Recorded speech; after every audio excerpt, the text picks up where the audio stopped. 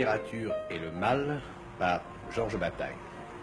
Monsieur Georges Bataille, je voudrais que nous examinions le titre d'abord de ce livre avant d'entrer dans le livre lui-même. Le titre déjà permet de poser un certain nombre de questions. Quel est le mal dont vous parlez? Il y a, je crois, deux sortes de mal qui s'opposent principalement.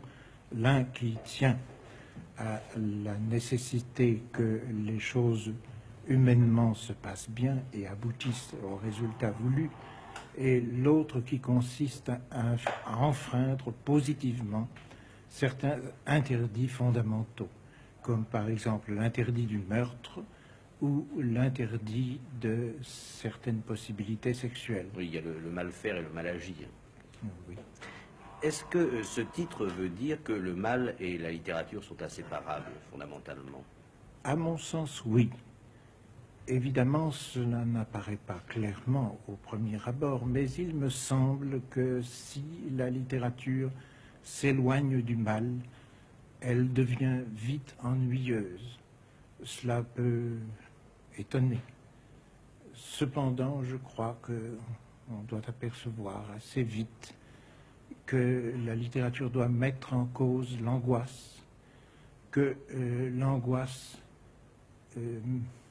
est toujours fondée sur quelque chose qui va mal, sur quelque chose qui tournera gravement mal sans doute, et que c'est en mettant le lecteur dans la perspective, tout au moins devant la possibilité d'une histoire qui tournera mal pour ceux auxquels il s'intéresse. Je prends pour simplifier la situation du roman. C'est en mettant le lecteur devant cette perspective désagréable qui crée une tension que la littérature évite d'ennuyer le lecteur. Par conséquent, un écrivain, ou en tout cas un bon écrivain, est toujours coupable d'écrire. La plupart des écrivains n'en ont pas conscience, mais je crois à cette culpabilité profonde. Écrire et tout de même faire le contraire de travailler. Ça ne semble pas très logique peut-être, mais toutefois, tous les livres amusants sont des efforts qui sont soustraits au travail. Pouvez-vous nous citer un ou deux écrivains qui auraient justement éprouvé la culpabilité d'écrire, enfin qui se seraient sentis coupables d'être écrivains? Eh bien, il me semble qu'il y en a deux que j'ai cités dans mon livre d'ailleurs, qui se distinguent très particulièrement dans ce sens. Ce sont Baudelaire et Kafka. L'un et l'autre ont eu conscience qu'ils se mettaient du côté du mal, que par conséquent ils étaient coupables. Chez Baudelaire, c'est sensible dans le fait qu'il a écrit sous le titre des Fleurs du mal sa pensée qui lui tenait le plus à cœur, et quant à Kafka, c'est exprimé avec encore plus de netteté. Il a considéré qu'en écrivant, il désobéissait aux siens et que par conséquent, il se mettait dans une situation de culpabilité.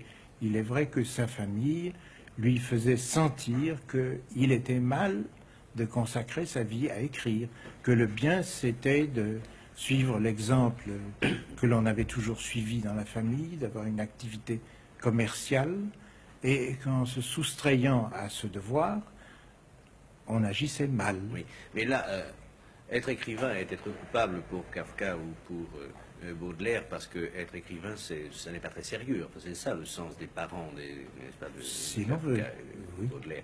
Mais cette culpabilité est sentie par eux comme un enfantillage. Enfin, ils se sentent coupables d'enfantillage parce qu'ils écrivent. Pensez-vous vraiment que Baudelaire et Kafka se soient sentis coupables d'enfantillage lorsqu'ils écrivaient? Je crois que très expressément, et même d'une façon parfois exprimée, ils se sont sentis dans la situation de l'enfant devant les parents, de l'enfant qui désobéit et qui par conséquent se met dans une situation de mauvaise conscience parce qu'il se rappelle des parents qu'il a aimés et qui lui ont constamment dit qu'il ne devait pas faire cela, que c'était mal, et cela dans le sens le plus fort du mot. Mais si la littérature est un enfantillage, ou si on est coupable d'écrire parce que la littérature est un enfantillage, vous devez penser que la littérature est donc une chose très puérile, enfin. Je crois qu'il y a quelque chose d'essentiellement puéril dans la littérature.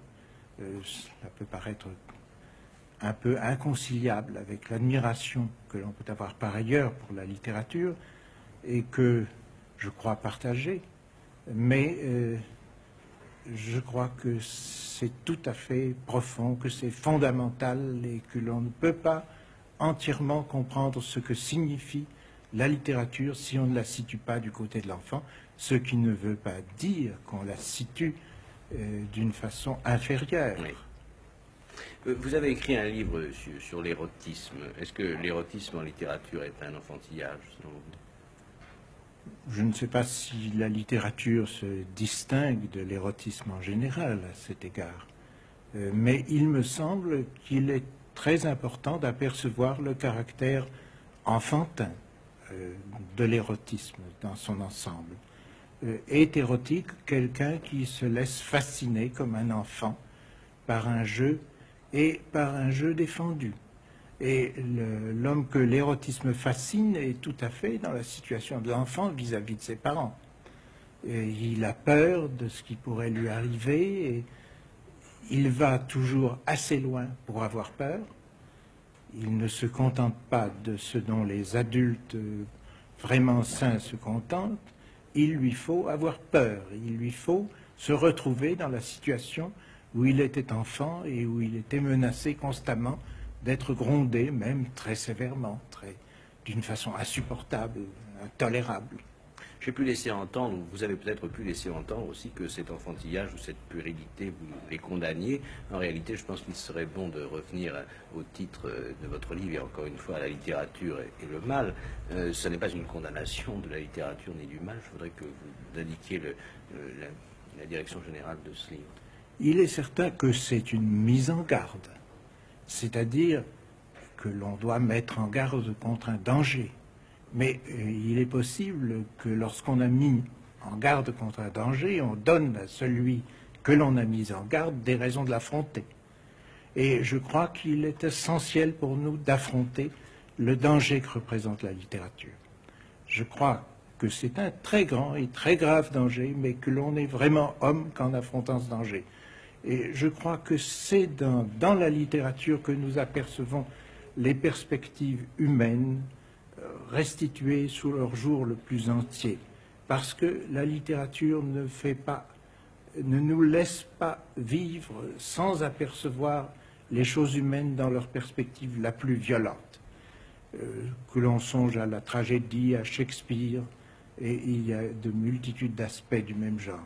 C'est tout de même la littérature qui nous permet de voir le pire et de savoir lui faire face, de savoir le surmonter.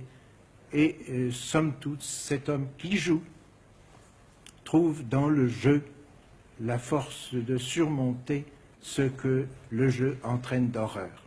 Merci.